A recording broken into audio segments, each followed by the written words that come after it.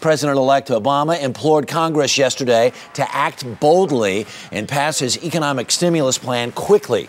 He said the situation is dire and will likely worsen if things don't change quickly. For every day we wait or point fingers or drag our feet, more Americans will lose their jobs. More families will lose their savings. More dreams will be deferred and denied. And our nation will sink deeper into a crisis that at some point we may not be able to reverse. New York City Mayor Michael Bloomberg is with us live in the studio. You were at the address yesterday. Do you think Congress understands the urgency of this situation? Legislators never do, because they don't have to make the short-term decisions. That's not the way democracy is structured, whereas the executives, whether it's the president or governors or mayors, do. But in the end, they will all come together, and you can't solve any problem without both ends of Pennsylvania Avenue and both sides of the aisle. So there'll be a lot of yelling and screaming. Everybody will be against everything, but not in favor of anything. That's already started. Sure, and then in the end, they're going to have to figure out what to do.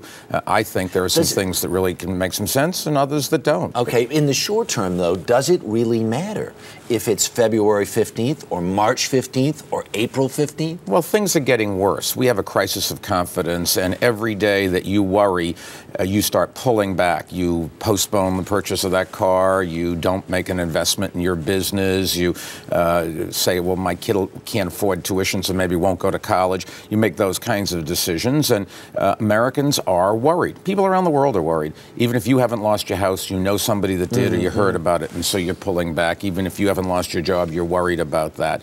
And I think the president is right that we have to do something and do something now. And in fact, under President Bush, they've tried to do some of these things. They have stabilized the banking system. Here's what's interesting, because all the criticism has already started that the $3,000 tax credit for businesses really isn't going to get people to employ more people. There's not enough brick and mortar infrastructure in there, which really does create job after job after job. There's criticism after criticism. Here's the question. We're in a recession.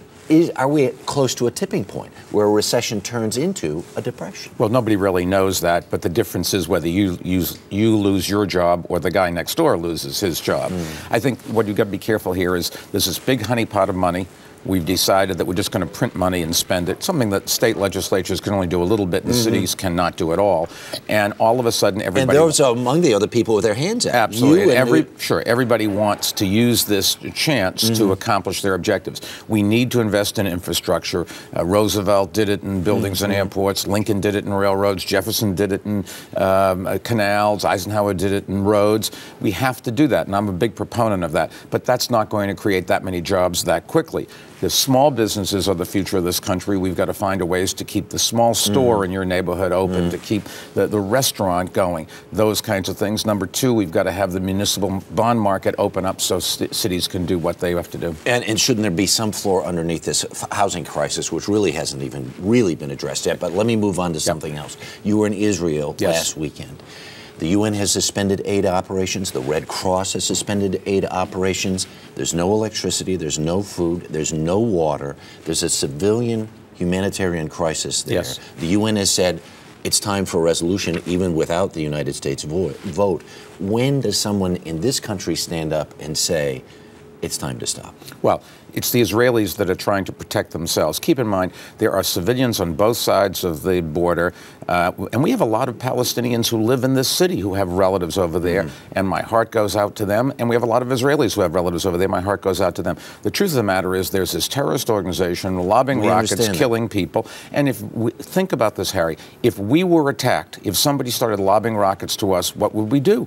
We'd have to defend ourselves. That's what the Israelis are doing. One can only pray that they find a ways to have peace, because people on both sides of that border are getting killed indiscriminately. I have 2 seconds left. Senate seat opening in New York State. You still like your original candidate? Up to the governor. Mayor Bloomberg, thanks so much.